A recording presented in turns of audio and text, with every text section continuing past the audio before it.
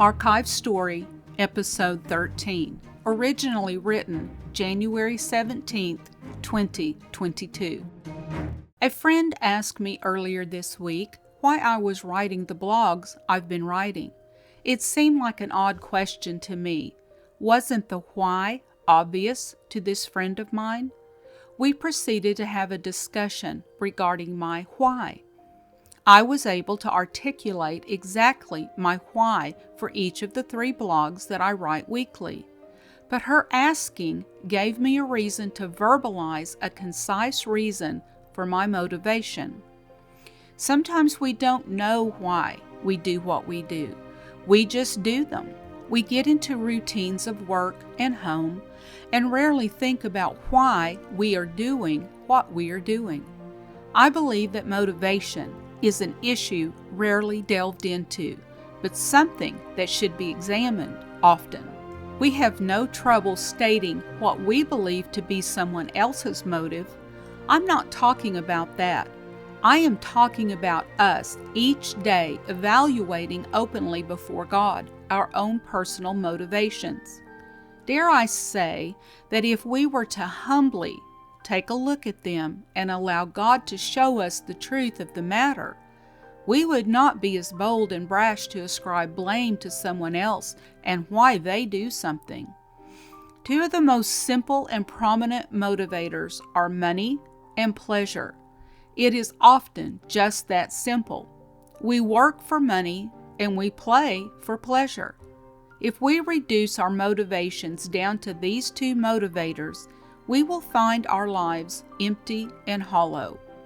Even if we find great pleasure in our work, that too will soon become empty.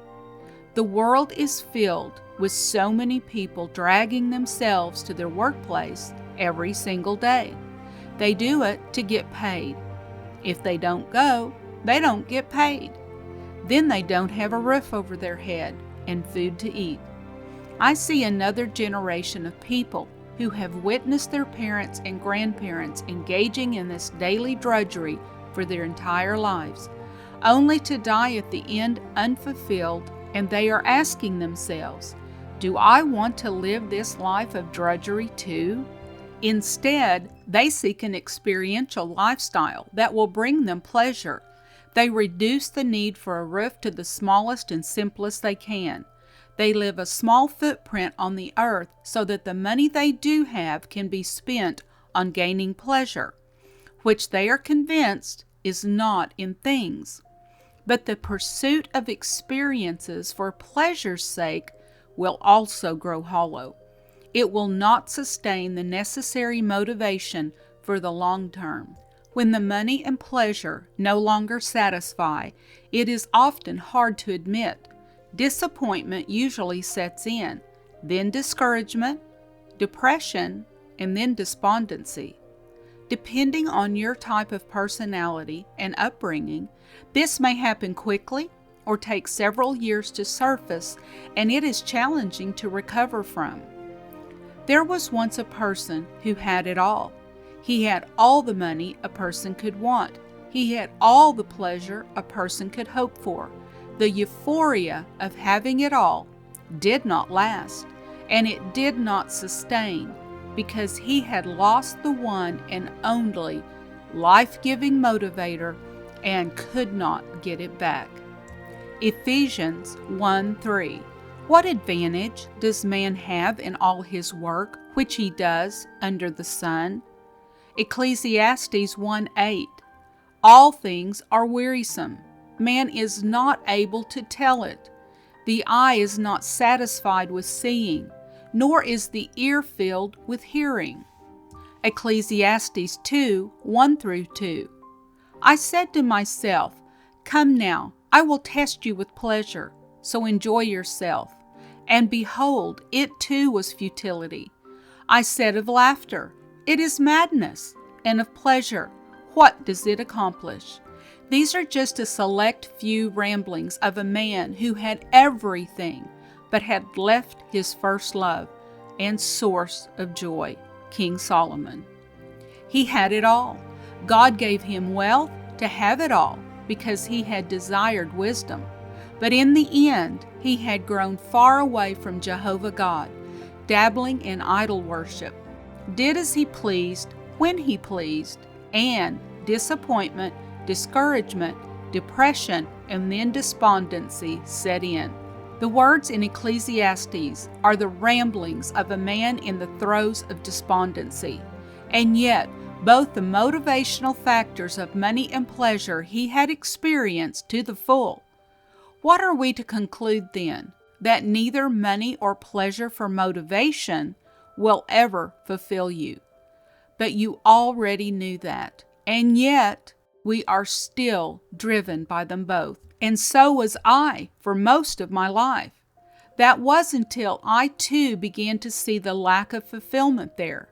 The growing realization that to be genuinely fulfilled with an internal joy that God gives, we must follow the path that He lays out for us. Most people are afraid to ask God what His plan is for them. They are convinced that His plan will provide very little money and no pleasure.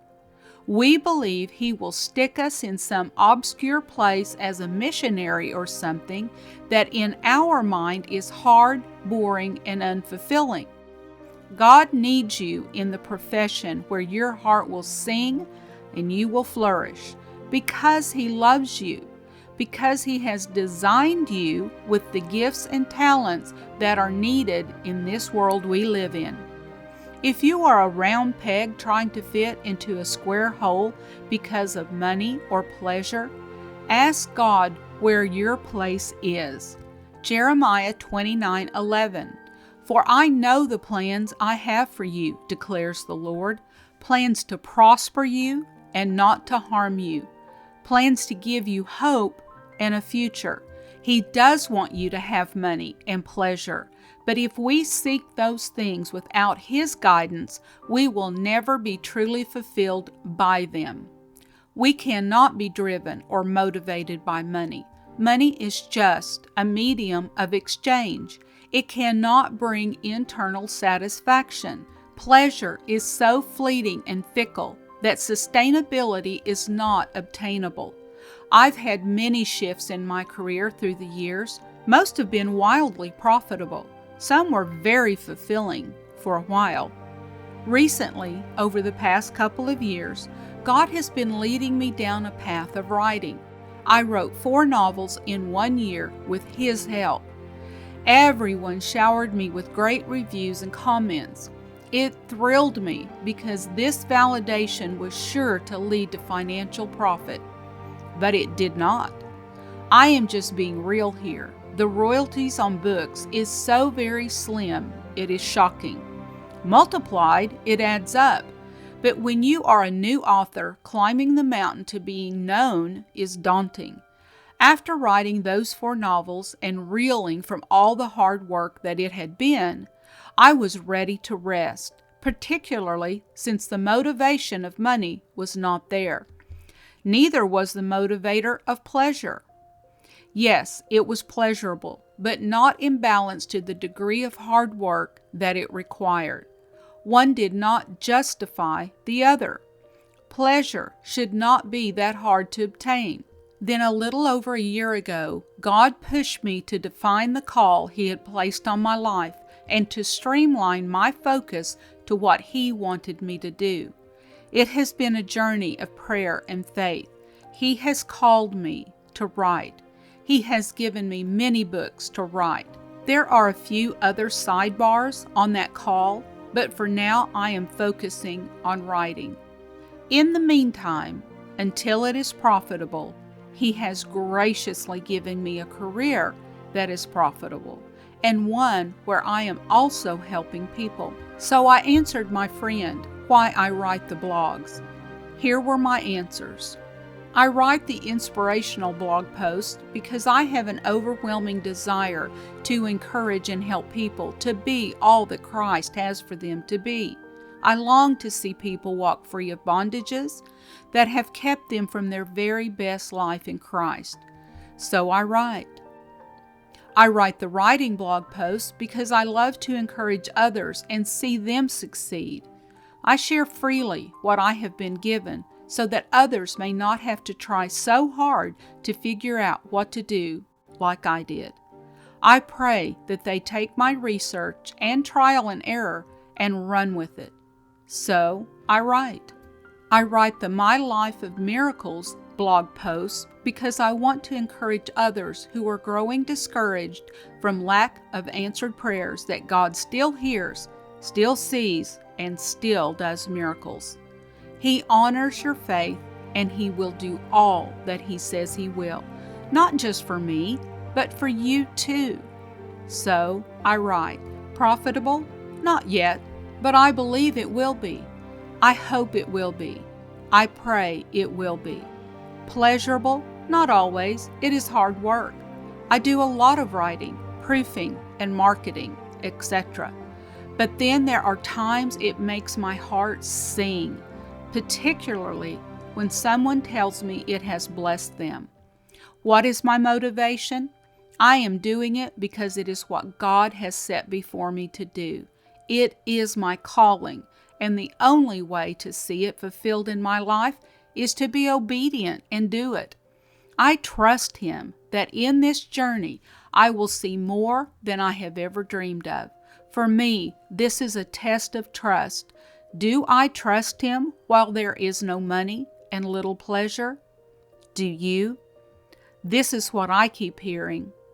Do the work, God will do the rest, for you and for me.